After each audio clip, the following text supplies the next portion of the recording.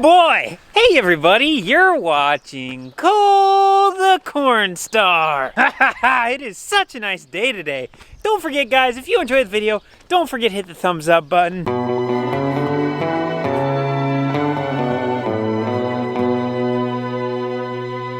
Look at how the junk piles are coming along. If you guys are new to the channel and don't know what's going on around here, this is my 1917 farmstead. It's full of a lot of junk, and a lot more junk over there. My name is Cole, also known as the Cornstar, and I do not like junk. I like clean, organized, and efficient. So that's what we're doing. We're picking this stuff up, so that way it'll be clean, organized, and efficient. And by the way, if you like my sunglasses and you want to pick up a pair, if you go to the link down in the description and you use the code that's also in the description, you can get 15% off. Okay, let's assess the area we've been working in. You guys see that puddle down there? That means one thing, it's wet. I'm not a real big fan of working in the mud. We can't always roll with plan A, so let's make a plan B real quick. The garage. Which just so happens to be the only building on Cornstar Farms that I have not touched yet. Not until today anyway. Let's see if I can get this door open. Hopefully a raccoon doesn't come running out and eat me. Oh boy, okay, that's heavy.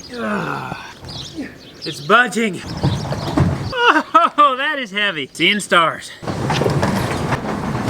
This is what we're working with. A ton of small metal, some big stuff. And I think a few of you are gonna get pretty excited for what's on the other side of this shelf. Look at that. Another Oliver 1950. And it even has the shields on it, and fenders. Oh, but you're saying, well, what's behind the Oliver? And for all you other green guys, we got a John Deere 730. This building also smells absolutely horrible because, I don't know if you can see the ceiling behind me is kind of falling down. Raccoons kind of inhabited this building. We're gonna get this bad boy cleaned out. Down the road, I'd like to tear this building down, but for now, might as well get it cleaned out, then it's done. It's gotta be cleaned out anyway. Before we get too carried away, I should probably check my rain gauge. Ooh, it's muddy. Looks like 6/10. Yeah, no way, that's gross. I mean, technically speaking, it's not really gross because it's rainwater and rainwater is good. Yeah, I just didn't feel like doing that. We need the dump truck and I need to find the skid loader. Then we'll get started.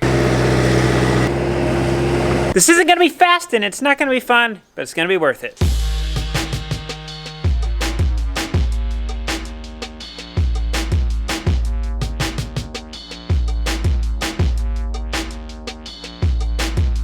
We've been cleaning for 2 hours so far, and I'd say we're about 10% done.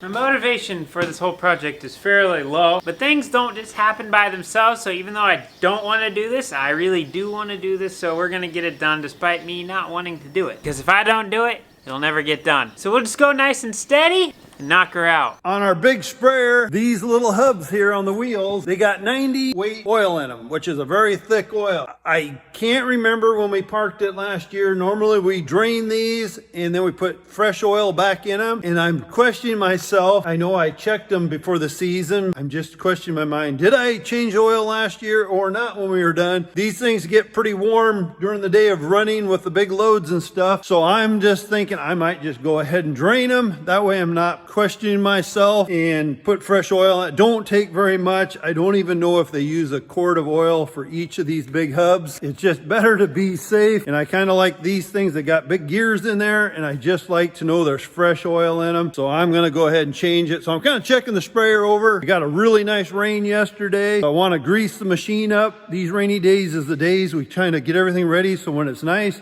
we can go right back to the field. I was looking for a part today and I text Cooper and I said, hey, do you know where that part is? And he goes, no, I don't, but it's got to be there. And then I text Cole and I says, do you know where the part is that I'm looking for? And he goes, yeah, for the longest time in the back of our dually pickup, there was a box sitting in the back, but I had stuck some parts in that box and I forgot what I put in the box. I found the parts that are need and actually what it is pretty simple. On our sprayer, on the hubs, ow, I just stepped on something sharp on my knee. But these hubs, we drain the 90 weight oil out of them. This little tool here, I can actually put it in there and then put a funnel on it so I can fill it back with oil. You may not believe this, but it's lunchtime. Everybody is off doing some jobs on their own and stuff, so we all kind of defend for ourselves today for lunch. But you probably take a guess what I'm having for lunch today.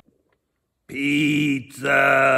Oh, so I'm actually sitting on the I don't know if you can see it here, but I am sitting on the lawnmower, just enjoying my lunch. And Anna's running around here somewhere trying to eat the crumbs that I spill. My goal for today is to get to the back tire of the John Deere. That way I'll have plenty of room inside this building. If it rains tomorrow, then I can work in here, I can stay dry, and I can continue to do it even though it's raining. You know what they say, work smarter and harder.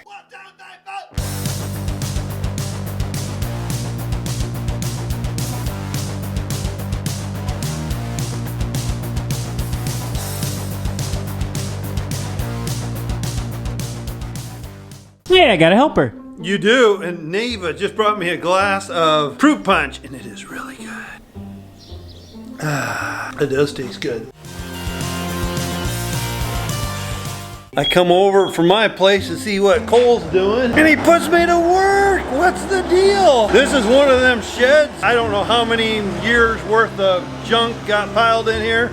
At the time, I know some of the stuff was probably good. Some of the stuff now we look at it, it's stuff we don't even have now for machinery. What do? You know, things sit. We kind of look at some of the stuff and you just got to make a quick decision, and if you decide to pitch it, you pitch it. That's okay. We'll take the money from the salvage and put it towards some stuff that we actually need for the farm. Kind of a wild man on that thing. You can tell by the look on his face. A lot of people ask us why we wear the stocking caps even when it's warm out. One of the reasons why I like to wear them is because when we're in areas like this where there's a lot of dust, if I have this hat on, at the end of the day, my hair isn't all full of dust and cobwebs and everything else, so when I get in the shower, I'm not making a muddy mess everywhere. So that's why I like wearing mine, and my hair's really long right now, so it keeps the hair out of my eyes. It is kind of true though, you get used to a piece of, and I a lot of times through the summer time too, I guess I get used to a stocking cap. It's kind of my like safety blanket. I don't really have a good reason why I wear it.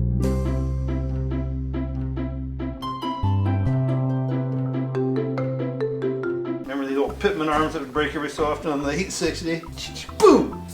And you're like these here, I don't, I probably an old piece of equipment way back when they're little clutches. Any idea what this hitches off of? No, not really. That used to be kind of a neat little table we'd use when we were working in the machine shed. We'd put stuff on it roll beside. This is something I have no clue if some collector would be interested in. That's that old hay fork. Sometimes you look at some of this stuff and you think, why did it even get carried in here? And then I think, I probably done the same thing. I gotta keep this. And I put it in on a shelf. 20 years later, I look at it and I was like, what is that for? So, I know I'm guilty of it too. I probably carried half of this stuff in here.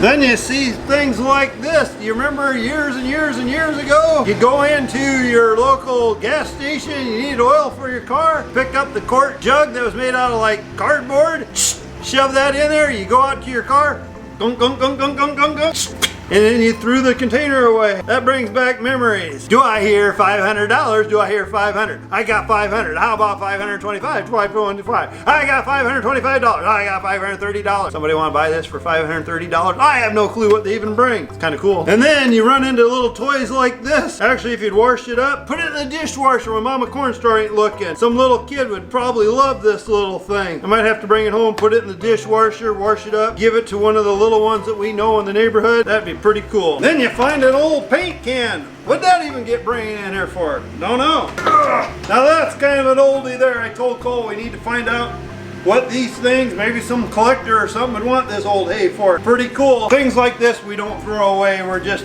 got some collector or something interested in it. It's kind of neat to see it go to something like that. A collector.